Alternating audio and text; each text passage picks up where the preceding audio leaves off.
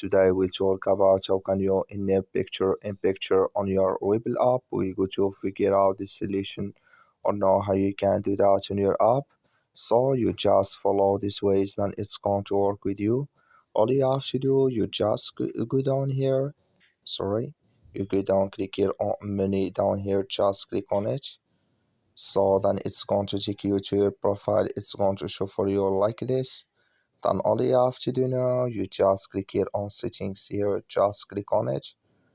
So then it's going to take you to this list. It's going to show for you like this. Then you click here on general here, just click on it here.